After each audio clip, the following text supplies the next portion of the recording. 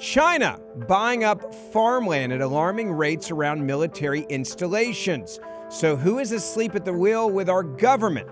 Plus, Trump prosecutor Alvin Bragg drops the criminal charges against the pro-Hamas extremists in New York City. Is this a surprise? Probably not when you hear what he had to say. And finally, the unlawful appointment of special counsel Jack Smith. Could this be an argument that could change the case? It is Verdict with Senator Ted Cruz, and it starts right now.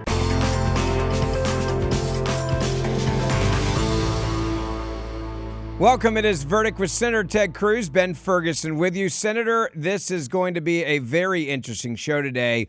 And one of the most shocking topics is the Biden administration has been asleep at the wheel, apparently, as China is buying up farmland at alarming rates, not just in the country in general, but specifically around military bases. I want to tell you first, though, about our friends over at Patriot Mobile. If you have a cell phone and your cell phone is with Big Mobile, you may be giving donations to Democratic Party candidates running in the local, state, and national elections. You also may be giving donations to big liberal Democratic organizations, and you may even be giving money without you knowing it to Planned Parenthood. Big Mobile gives massive donations to Democratic causes and candidates and big donations year after year to Planned Parenthood. And that's why I want you to know about Patriot Mobile. I have switched to Patriot Mobile, and I travel all the time, and I get phenomenal coverage. In fact, worrying about coverage is no longer really a thing. You're going to use the same exact cell towers you're using right now, except you're going to be supporting conservative causes when you switch to Patriot Mobile. Because every month when you pay your bill, they take about 5% of that bill at no extra cost to you, and they give it back to conservative causes and organizations that support our First and our Second Amendment rights, the rights of unborn children, and they also do something else that's amazing. They support our military, our wounded warriors, our veterans, and our first responder heroes. So you know you're with a company that's aligned with your values. Making the switch is also easier now in 2024 than it's ever been. You can do it all now over the phone. Keep your same cell phone number, your same phone, and all you got to do is call them. 972-PATRIOT. Use the promo code VERDICT. You're also going to get free activation. That's 972-PATRIOT, or online at patriotmobile.com/verdict. That's patriotmobile.com/verdict or 972-PATRIOT. Promo code VERDICT. You'll get free activation. Senator, we had a warning earlier this past year on China and the threat of China. It came in the unorthodox way of a really big balloon that was traveling across this country. The Biden administration allowed it to sit, hover, even back up, use our cell towers to then send data back to the communist Chinese government, and then we shot it down after it finished its mission. Yep. That was a big concern of many Americans, but now we find out about all of this farmland. Well, and to be clear, there were multiple Chinese spy balloons, and the Biden administration didn't bother to tell anyone about them until finally some ranchers in Montana spotted this one, and they got outed on the internet. Were it not for that, we wouldn't even know about this one. They kept it secret that the Chinese had been sending spy balloons over U.S. airspace, over U.S. military bases. They're engaged in active espionage against us. Well, this pattern is a second pattern. It's one I've been focused on for a long time, and it is a real national security threat. Here, I want you to take a look at this map. You pull up this map. This shows the Chinese farmland that they have purchased around military bases, 19 bases across this country. That includes Fort Liberty, which is what used to be Fort Bragg, in Fayetteville, North Carolina. That includes Fort Cavazos, which is what used to be Fort Hood here in Texas. That includes Marine Corps Base Camp Pendleton in San Diego, California. And it includes MacDill Air Force Base in Tampa, Florida. All of those, the Chinese are buying up land, and they're claiming they're buying it up for farming or ranching, but it allows them to set up reconnaissance sites. It allows them to install tracking technology, to use radar, to use infrared scanning, and to view the bases, and from there to attempt to fly drones over the bases and engage in surveillance. And I got to say, it is insane that we are allowing the Chinese to do this. This should be illegal. We should not allow the Chinese communists to buy land anywhere near our bases. And this is an issue I've been fighting on a long time in the Senate, and at least so far, the Democrats have resisted doing anything meaningful to stop this problem. Let me ask you this. When did this become a problem that was put on your radar screen? Because it's not like they went and bought all this land up at the exact same day, at the exact same time. There should have been some warnings that went off for the people in their government that like, hey, there's a trend now. We're seeing these Chinese companies coming in or individuals coming in, and they're specifically buying up farmland right around our military installations. You would think with an FBI that can find grandma from January 6th, they would be paying attention to things like this, or even the CIA. You would think there'd be somebody at the DOD that would have been raising the red flag here going, we've got a major problem. We got to make sure this is stopped. And now we look at the entire U.S. map and all of our biggest military installations, and there is literally farmland surrounding. I mean, I look at Fort Liberty, and I was actually there and went on base last year. Yep. This area around, it's not like it's a little sliver. It's almost encompassing the entire Fort Liberty base, which is a massive base with farmland all around it. Now, look, it's an enormous problem, and you got to remember, you got to overlap this with the consequence of our open borders. Our open borders on the southern border due to Joe Biden and the Democrats. We've seen an explosion of illegal aliens, over 11 million illegal aliens since Biden became president, but we've also seen an explosion of Chinese nationals.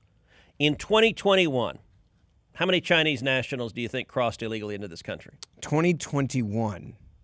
Not that many, I would assume. 342. Wow. How many this past year? I'm going to guess 10x because it's Biden. So 342, 10x would be 3,420? Yeah. No, 24,125. Good grief. 24,000. Now, the last I checked, 24,000 military-aged Chinese men marching over our border. In any normal world, that would be called an invasion. That's in 1 year. And they're almost all military-aged men. Let's talk about some of the specific people investing. Here are some of the known investors with ties to communist China. One of the biggest investors in Texas is a billionaire named Sun Guangxian. He has very deep ties to the Communist Party. And he's spent an estimated $110 million buying up land next to Laughlin Air Force Base in Valverde County, Texas, a training ground for military pilots. I've been down to that Air Force Base. When this issue really came on my radar screen was when I was down at Laughlin Air Force Base and was meeting with the leadership there, and they were expressing, so what the Chinese have done is they bought a lot of the land surrounding that base, and they put windmills up on it. Now, why is that a problem? Because Laughlin uses that to train our pilots, and you can't train flying through windmills. It's a hazard, and what they're doing is they're chopping off major routes that are available for training our pilots. They're limiting the ability to train our pilot, and they're doing it in the name of, quote, let's build some windmills here. So not only is it interfering with our military readiness and training, but then there's the other part that we discussed, which is espionage. And look, the FBI director, we talked about this on Verdict a couple months ago. He came before Congress and put a very clear warning to Congress that he was very concerned about China. He was very concerned about what they're doing inside the United States of America, espionage, and also what they're stealing using, hacking, etc. But he says they're opening up cases against Chinese individuals. And having to basically monitor all of these people in this country at alarming rates that he said they can't even keep up with. Yeah, look, remember when Trump was president and Mike Pompeo was Secretary of State, where the FBI came in and shut down the Chinese consulate in Houston, Texas, where you and I are right now, because the Chinese consulate they were using for espionage. It was basically a spy ring. That they had cells that they were detaining and imprisoning Chinese nationals who live in Texas within the consulate. It was apparently filled with rats. It was a nasty, nasty place, but it's where they were running spies right here out of Houston, Texas. It was shut down. I'll tell you, following the problem with Laughlin Air Force Base in 2020, I wrote a letter to then Treasury Secretary Steven Mnuchin calling on the Treasury Department to step in and put more protections in place. And I'll tell you, since then, the Department of Treasury has increased the protections against foreign adversaries acquiring real estate for both Laughlin Air Force Base and Lackland Air Force Base in San Antonio. So we've made some progress. But here's another group of investors, the Fufeng Group, which is a Shandong, China-based company that specializes in flavor enhancers and sugar substitutes, purchased 300 acres of farmland 40 miles from the Grand Forks Air Force Base in North Dakota in 2022. Chen Tianquao, I'm sorry, my pronunciation is not great on that. I'm doing the best I can. He's a billionaire. He's a Chinese Communist Party member, is the second largest foreign owner of farmland in the United States. He bought nearly 200,000 acres of farmland in Oregon in 2015 at about $430 an acre. His purchase of the acreage didn't even appear in government records of land ownership by foreign investors until it was first revealed in January. And another one, Mine One Partners, a firm partially backed by Chinese nationals, was told to move equipment from less than 1 mile from F.E. Warren Air Force Base in Cheyenne, Wyoming, saying it was a national security risk per the Air Force Times. Here, listen to a Navy admiral describe the scope of the problem. You know, this thing of our military bases getting penetrated by foreign nationals is happening more and more. You know, this is something we see probably 2 or 3 times a week, where we're stopping these folks at the gate. With a week at least, and this is just Navy alone, where we're seeing folks try to come in, and usually the cover story is, and I'm a student, you know, I'm here, I'm an enthusiast, I want to see the ships, that type of thing. We have to turn them around, and typically we get NCIS involved with those, and we get biometrics when possible. But yes, there's been an uptick in that. Do they have passports? Do they have? A lot of times they have passports. Papers? They have papers, yes, but they're in no way, shape, or form authorized to be on our base. And it's really hard for us to tell the underlying motive for these type of cases. Wow, that's stunning. It is. It's got to be a concern. This is Russian, Chinese. It comes from all these different nations. We're seeing an uptick in it. I mean, this sounds a lot like a dry run. That's what's probably so concerning. But you combine that with what they could be picking up with surveillance technology being on these bases, what they could be learning about how we fly missions, how we're doing our drops with men. Yep. If you look at 82nd Airborne, I mean, it's kind of important. It's right there at Freedom, Fort Bragg, and they could be watching, monitoring, seeing everything they need to know about the U.S. military because they're buying up farmland, and no one seems to be paying attention to the Biden administration. And they're sending Chinese nationals day after day after day to these bases trying to make incursions. Here, listen to Admiral Caudill discuss that as well. How do you overcome that? Well, you know, we are improving our capabilities to detect that, to defend against that, to make sure that our folks are trained to actually counter that. I do this under my authorities from U.S. Northern Command as the component commander for that. And so I have great reporting on it. And generally, in general, we believe it's mostly just folks with drones that you buy them commercially, you know, from Amazon or whatever the case may be. But it's hard to differentiate between that and a nation state trying to do espionage. I'm sure, and you got to do a lot of investigative work to figure out that answer. Absolutely. I mean, you listen to the drone issue, and we've all seen drones. We've seen how popular they become. But this is great cover for the Chinese, right? Oh, there's a bunch of people just flying around drones. Maybe we can sneak one out every 20 in, and we can claim ignorance here. Yet in reality, we're getting incredible intelligence. So my question for you is this. Is it the job of the president to change or advocate or support laws that say you can't buy up land around military bases? Or does this fall to the states? We've seen that happen in Arkansas, for example, with Governor Huckabee there. She has now said you Chinese can't come in here and buy up a bunch of land. Or is it a two-prong approach that we need? So it's principally the federal government that has the responsibility here to safeguard our federal military bases. We need to do much more. I think the most effective method would be expanding the jurisdiction of the Committee on Foreign Investment in the United States. It's what's called CFIUS. And CFIUS jurisdiction right now over real estate investments is very limited. And what it was, the CFIUS regime was designed to counter foreign investments in U.S. businesses. And so for certain critical U.S. businesses, a foreign actor has to get approval from the CFIUS committee to be able to make that investment. Currently, CFIUS jurisdiction for real estate purchases depends on the proximity of that land to sensitive facilities, and that proximity varies depending on the category of sensitivity for each facility. So, for example, last year, CFIUS reviewed a controversial purchase of 370 acres near a North Dakota Air Force base by a Chinese company. And CFIUS found that it didn't have jurisdiction because the land was 12 miles out from the base, and the base sensitivity was too low to provide jurisdiction 12 miles out. I've introduced legislation called the Protecting Military Installation and Ranges Act that would expand CFIUS jurisdiction for real estate investments by foreign persons out to 100 miles from any military installation. And by the way, America's a pretty big country. 100 miles does not seem that extreme. No, it when you're dealing with national security. I think this is a common sense provision. We need to get Democrats who are willing to work together on this, who recognize this is a national security threat. You know, I'll point out that, so I've introduced that bill in the last 3 Congresses. I fought for that bill to be included in the National Defense Authorization Act.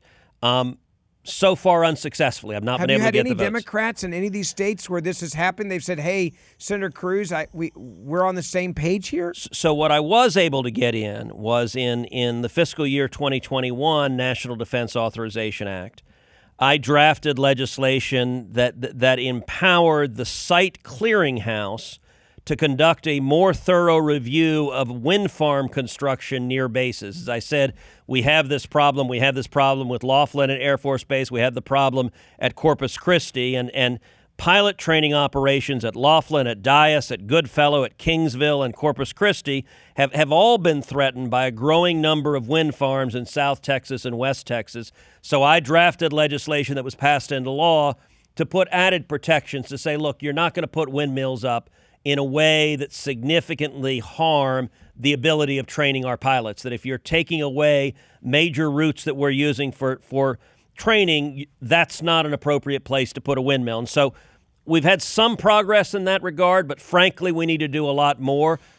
If the president wasn't AWOL, a president should lead on this. I feel confident if Trump is reelected, I'll work directly with President Trump, and we will get legislation enacted to address and stop this problem. But with Biden, the Biden administration is just completely disengaged from it. How much of this is just their ignorance to the issue and not caring? How much of this could be compromised because of all the deals they've done and the millions have come into the Biden family directly from China? How much of this is us just asleep at the wheel with a pre-9/11 mentality, right? Where you don't think that really anything bad's going to happen, and then all of a sudden you trace it back and it's like, yeah, they surrounded all of our bases. They knew what we were doing. They understood our technology. They were stealing it from us.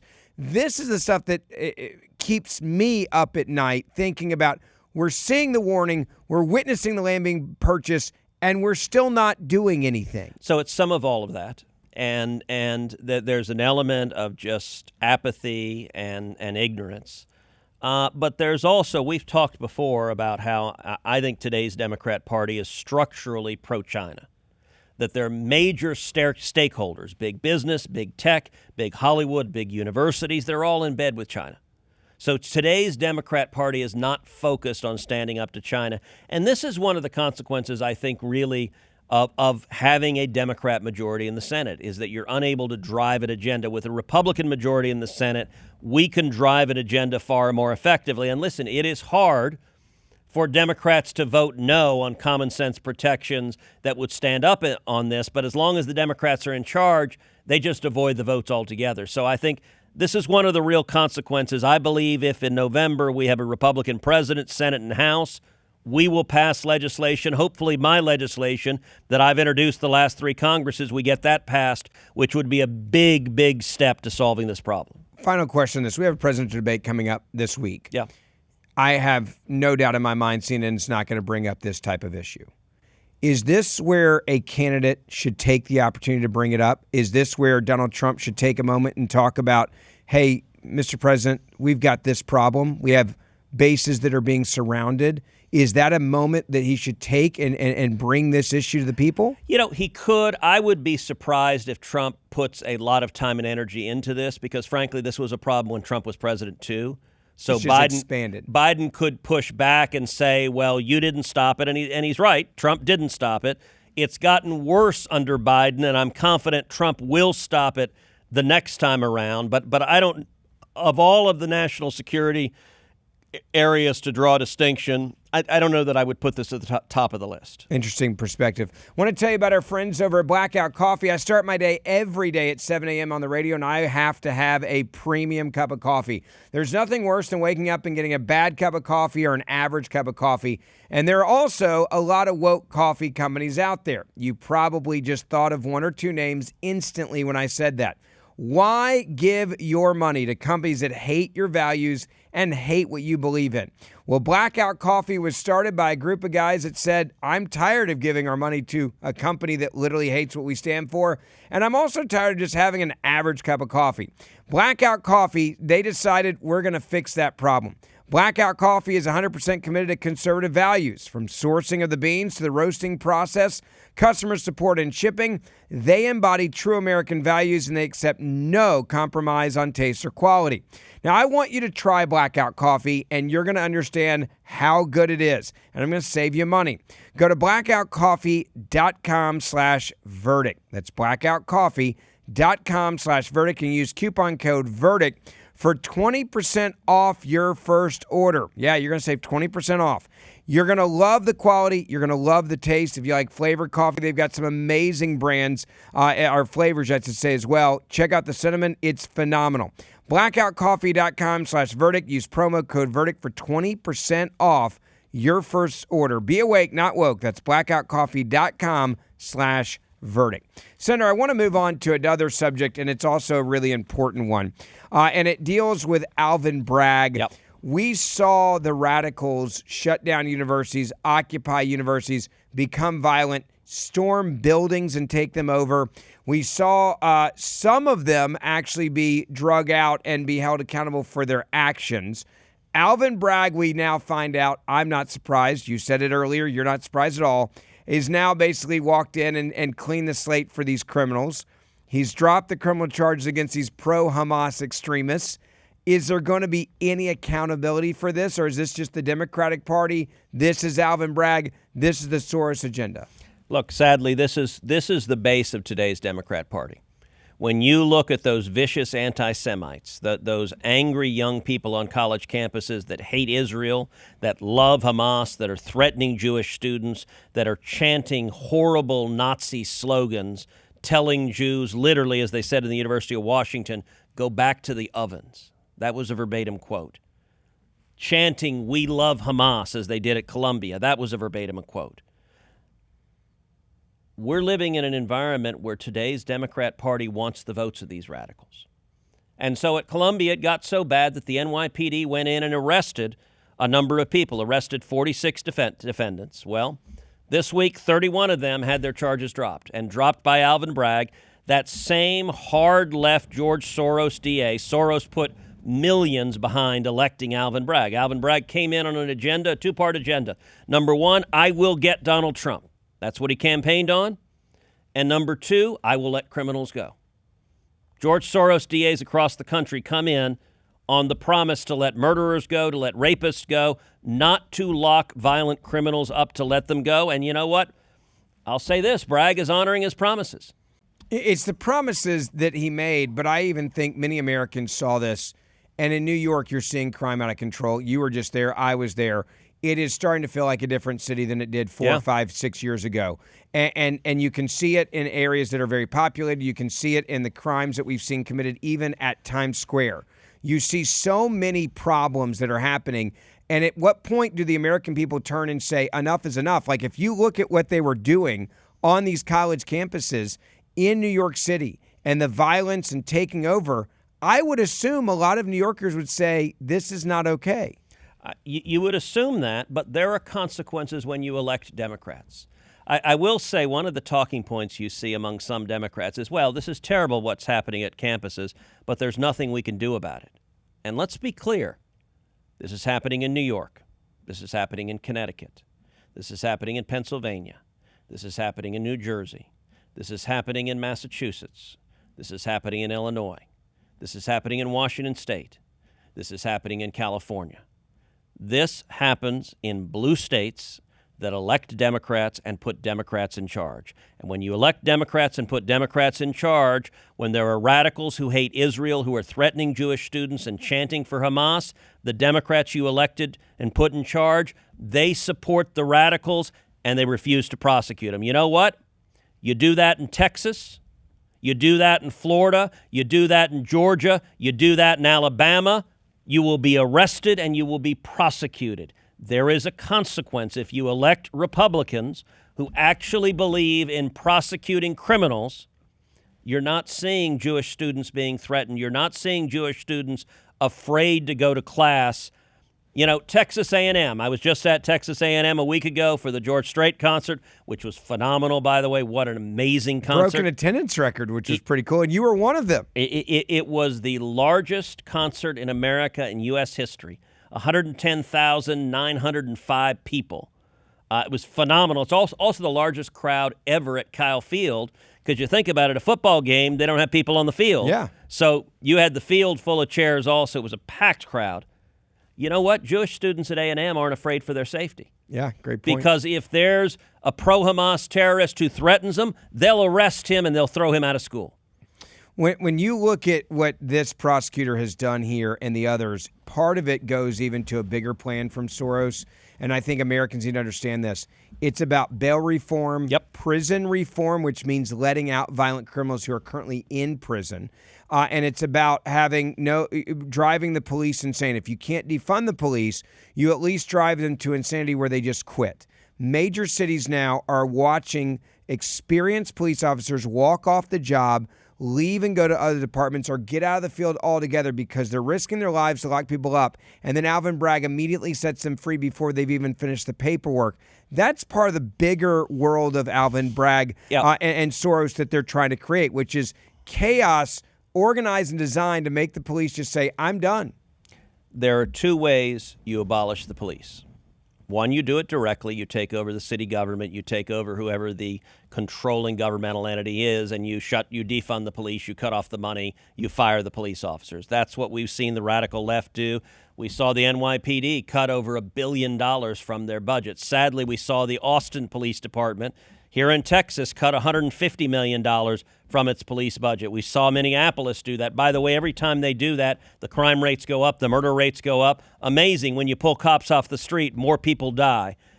But the other way you abolish the police is you go after the DAs. You elect a George Soros DA, and the cops can do anything they want. They can catch the murderers. They can catch the rapists, and the DA turns around and says, nope, I'm going to let them go.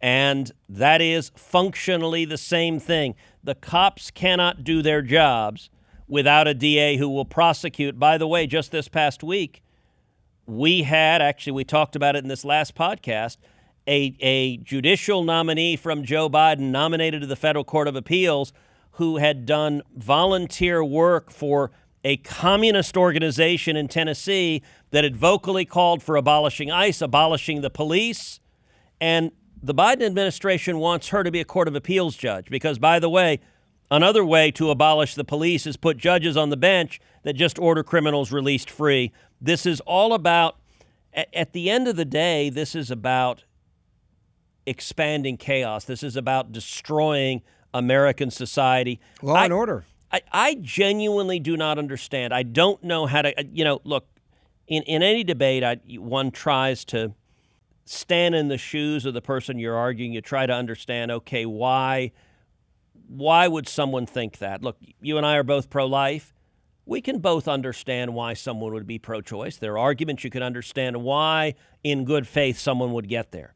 There are lots of arguments. You and I both think we should have low taxes.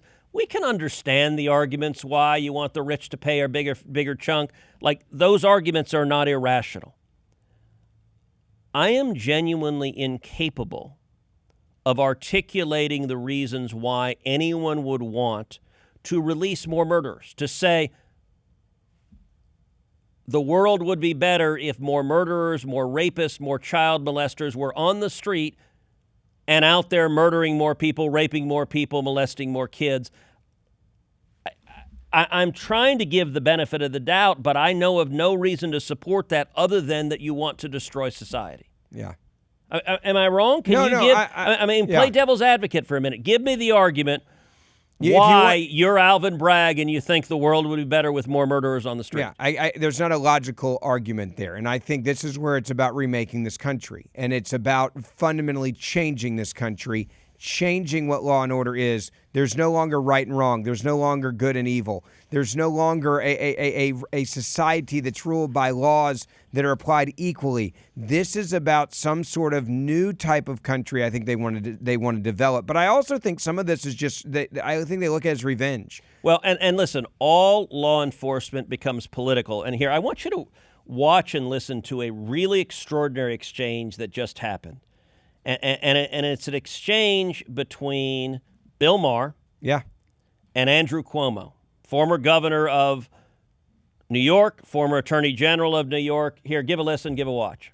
The trial in New York, the one he got convicted for, was the greatest fundraising bonanza ever. He was lagging behind Biden, and now he's pulled quite a bit ahead. That trial was the greatest reason people had to send their checks for $5, $10, $25, whatever dollars to Donald Trump. So I was always with you on the one in New York, the hush money trial. I don't think they should have brought that one. It was just always going to look like a sex case, and people were always just going to look at it that way.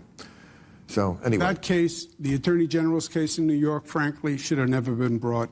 And if his name was not Donald Trump, and if he wasn't running for president, I'm the former AG in New York, I'm telling you that case would have never been brought.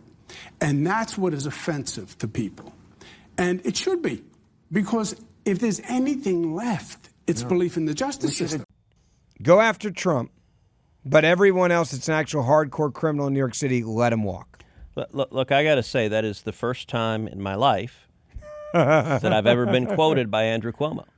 Because on this podcast, I've said multiple times this case would never have been brought if his name were not Donald Trump. And it's indisputably correct. And look, Cuomo was governor. He was attorney general. He is obviously a partisan Democrat. And interestingly enough, he was not just addressing the Alvin Bragg case, but he was also addressing the Letitia James case.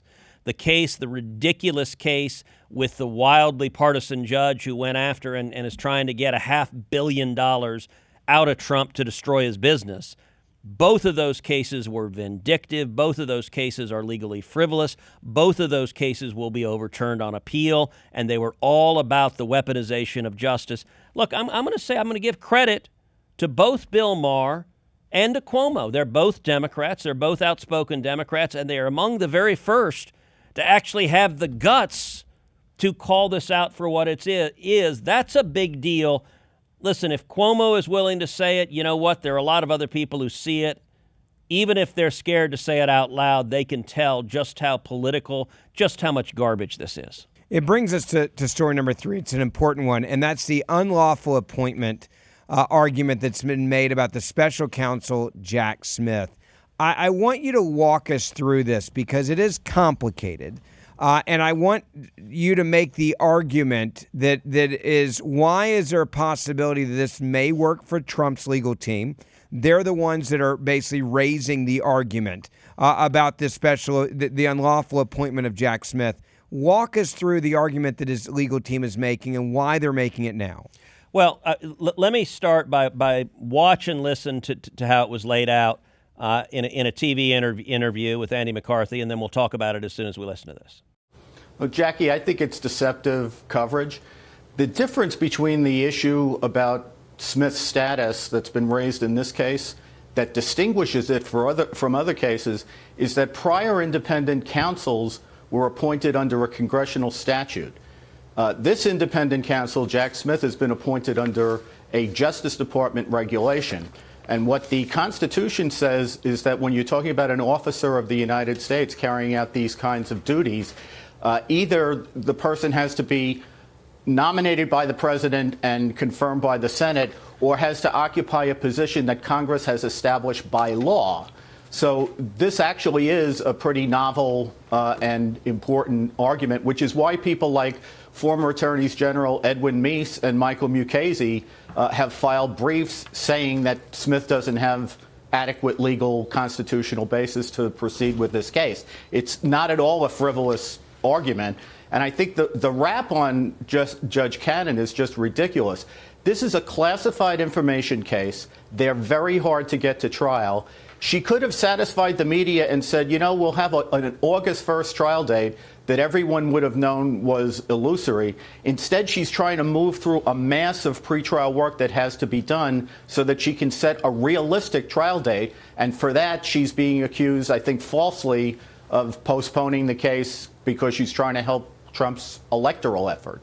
I want to ask you about Meese and these others that have filed these amicus briefs. But before we do that, I want to talk to you about our incredible organization called Preborn. For 2 years, it has now been since Roe v. Wade was overturned, and over 65 million babies have fallen, with thousands more taken every day. Preborn honors these precious souls who never had a chance to take their first breath. Who would they have become is the question we should all ask. Every one of them was special. We lost a generation, with the abortion pill now accounting for over 63% of abortions. Ending a baby's life is all too convenient. That's why every day, Preborn's networks of clinics stand strong with these little defenseless babies, offering love, support, and a free ultrasound to introduce mothers with unplanned pregnancies to the life growing inside of them. Once a mother sees her baby and hears their heartbeat, she is twice as likely to choose life. So that's why I want you to join with me and Preborn in defense of these babies. One ultrasound costs just $28, and $140 helps to rescue 5 babies. Now, giving is easy. You just dial pound 250 and say the keyword baby. That's pound 250, say the keyword baby. Or you can go online to preborn.com/verdict. That's preborn.com/verdict. And rest assured that 100% of your tax-deductible donation will actually go directly towards saving babies and mothers. That's preborn.com/verdict or pound 250, say the keyword baby to give today. Senator, I want to get your reaction to the point he said about these briefs that were filed.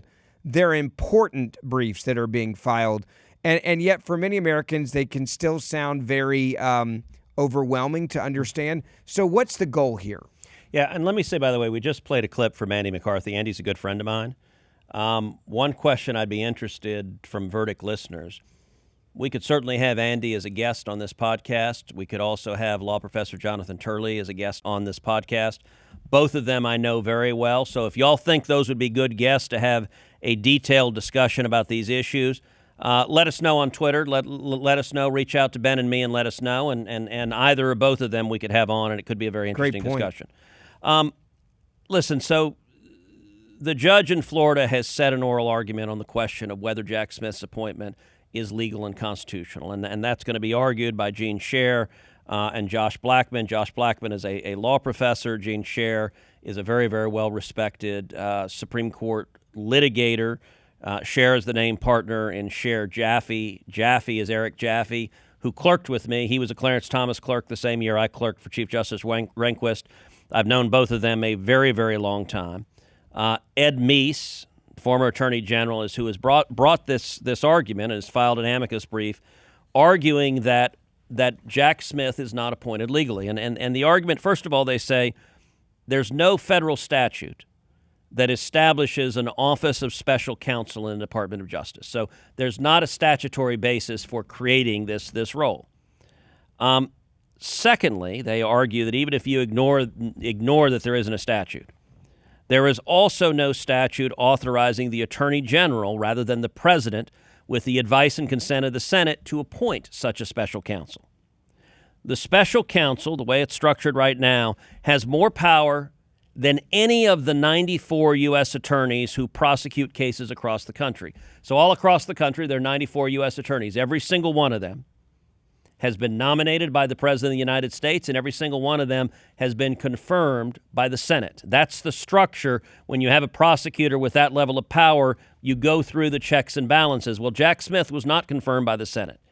And their authority is limited to the jurisdictions where they're appointed. So if you are confirmed to be the U.S. Attorney in the Southern District of New York, You can't prosecute someone in California. You don't have the authority to bring any case outside of whatever district you're confirmed to. Jack Smith has nationwide authority to pursue his prosecutions anywhere in the country he wants. And he's indicted Trump in 2 separate jurisdictions, in D.C. and in Florida. He was not nominated by the president. He was not confirmed by the Senate.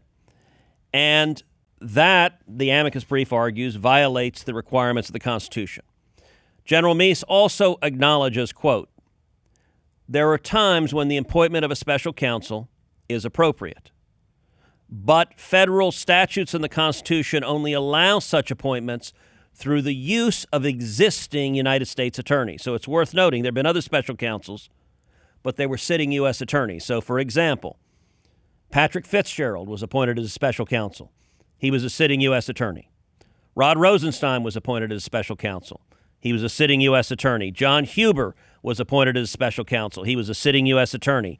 John Durham was appointed as special counsel. He was a sitting U.S. attorney. Every one of them had been nominated by the president, had been confirmed by the Senate at the time of their appointments. And so what they argue is you can't just make an appointment as Attorney General and create a roving U.S. attorney with national authority greater than any U.S. attorney without the Senate having the right to engage in advice and consent.